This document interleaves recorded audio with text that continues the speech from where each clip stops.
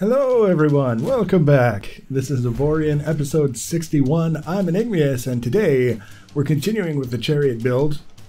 We've got a lot of stuff that we still need to finish, but we're in pretty good shape, I think, in terms of laying things out and getting things taken care of in the appropriate order so that it's less messy moving forward. When we get something done, we can move to the next thing.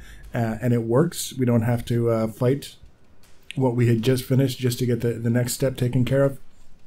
So in the last episode, we spent a certain amount of time laying in some of the stuff in the mid section of the ship and one of the connections from the underside of that midsection to the underside of the front that you can see here sort of in the bottom section just below where we're working. And now we need to close in this front section of the hull, and because it's going to be very distinct looking, when you look at the whole ship, there will be a front section and then there will be the back section and there will be stuff going on in the middle. But that means that we're essentially looking to close this front section in a way that it maintains that distinct sort of look. We're not trying to make large structural connections between the front and the back beyond what we've already got. And so the process of closing this in really is just following some of the profiles that we've already put in place and doing so in a way that it doesn't have to be perfect, but it has to be relatively close. If you look at the profiles that we make for this particular stage and then compare it to that curved profile on that side piece that you can see just to the right of where we're working, they should be similar enough that they flow. You can look at them next to one another and there's nothing about it. There's no kind of discrepancy that makes you feel like something's out of whack. It's got to be close enough that they have the necessary similarities, they curve in the right directions at the right times, etc., etc. And all we're really doing now is kind of getting that initial profile in place, making sure that it's the right shape, that it flows in the right direction. And then once this is done, it should be a fairly straightforward task to just close it all in, get everything so that it looks like a completed section of the hull. Now, I haven't really added any additional equipment to the ship at this point relative to what we had in the last episode. I think, realistically speaking, most of what we want on the ship is already there. So that's pretty good. You can see we're adding in a little bit of structural integrity fields, which I'm doing my best to keep on top of that as we progress through the whole process. But ultimately, there's going to be some open space in the hull that we can use later on if we want to add various different pieces of equipment to modify different functions of the ship. For example, assemblies, so that we can make fighters on our carrier as they get destroyed. We should be able to recreate from the blueprint that we'll have selected. And in order to do that, not only do we have to have the assemblies to allow us to make the fighters at all, it's a necessary block in order for that to happen. The more we have, the faster we build. And that's something that I want to keep in mind as we move forward, because I don't want to put myself in a position where we've got this carrier and we head off into the wild unknown, and after our first fight, half of our fighters are destroyed, and it takes like 3 hours of real time to build a new one. We don't want to put ourselves in that sort of position. I don't know if it's possible for it to take 3 hours to build a single fighter, but you get the idea. We want it to be able to replenish our supplies in a reasonable amount of time so that we can carry on and play the game. At this point, we've got the profile in place. And all we're doing now is trying to line up the side of this little section that we made so that it comes in perfectly behind that edge profile, that piece that we basically glued onto the side. We want that everything to come together now in a way that lines up. We don't want any gaps. We don't want things overlapping in a way that it makes it difficult to build, because we're constantly being told we can't use that block, or we have to switch it to a hologram block and then place a thing and then switch it back. The easier we can make it, the better. And in this case, everything worked out so that we were lined up perfectly. We didn't have to mess around with anything. We were able to put those pieces in the side to close up that gap between the side piece and the profile we just did. And now we're closing up the middle section very, very quickly and easily. And basically the front section here is almost done. You can see we've got a little bit left to do, filling in the side.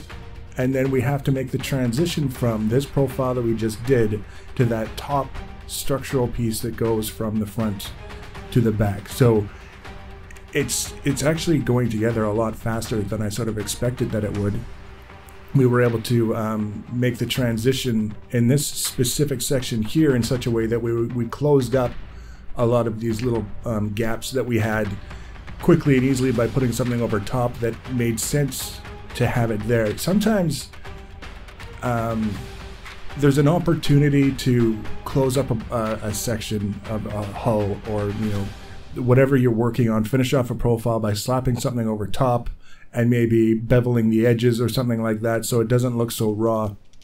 Sometimes that works, sometimes it doesn't work. And in this case, we were in a situation where it absolutely did work. And so I'm happy that I did it. All those times that I've tried it and it didn't work, I'm not so happy. But this part here, this transition could have been really tricky. It could have been really nasty and ugly, and the kind of thing that just sort of makes me sad, and have to, you have to make a decision whether you want to live with it or whether you want to keep reworking it until you get it right. But it didn't take all that long in this specific case to come up with a working transition so that this front section of the ship merges very, very carefully, very, very elegantly and seamlessly with this upper section. You can see all the empty space in there that we could fill up with a variety of different things. It just kind of depends on what we find ourselves needing once this thing is done. I did mess around swapping some of the directional thrusters with gyros.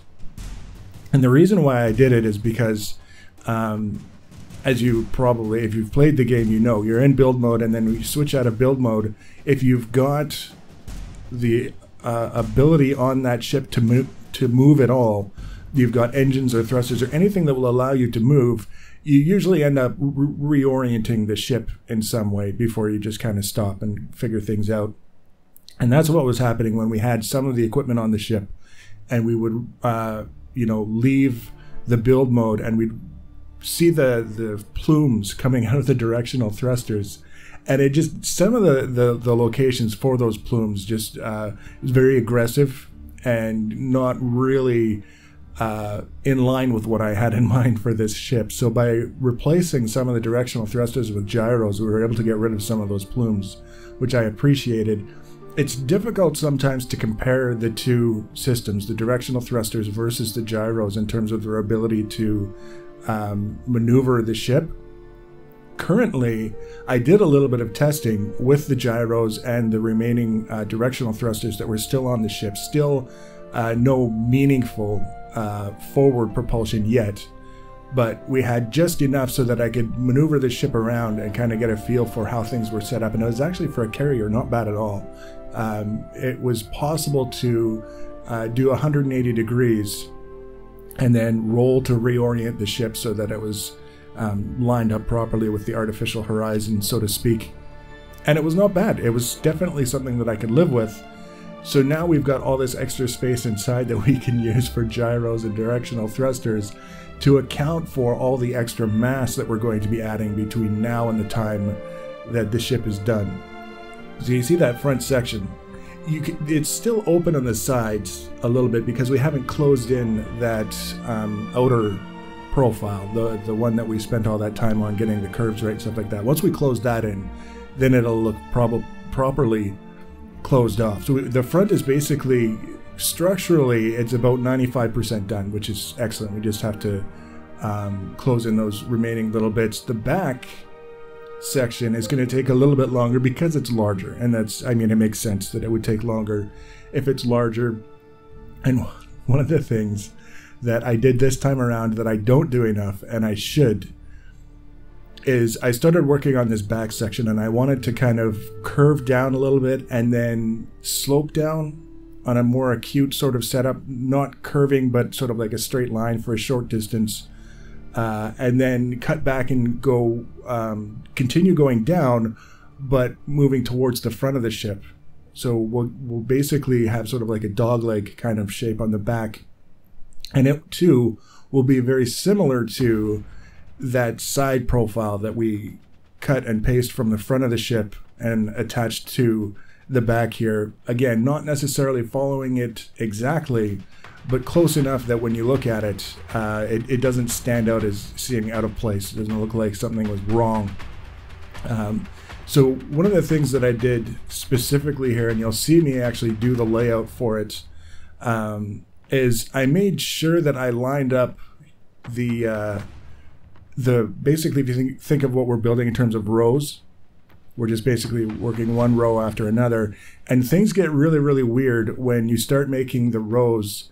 Here's doing the layout so that I can keep the rows the same size from the side, what we've done on the side with what we're doing on the back here, because we've got certain blocks of certain sizes in different places that will eventually come together, and we're not working them in a linear fashion. We're not starting at one end and working our way through all the way around in order to make sure everything continually lines up. We're working kind of on the side and then on the back and then all these different places, and if we aren't careful, we end up with a mess when they come together because we didn't keep them lined up properly. And in this case, those blocks that I just removed were all there specifically to show me exactly the height of the blocks on that side section, so that I could duplicate that height on the blocks that I'm working here on the back, and when we get around to the side, everything will line up precisely the way that it's supposed to, and save myself a bunch of grief and aggravation of trying to get things that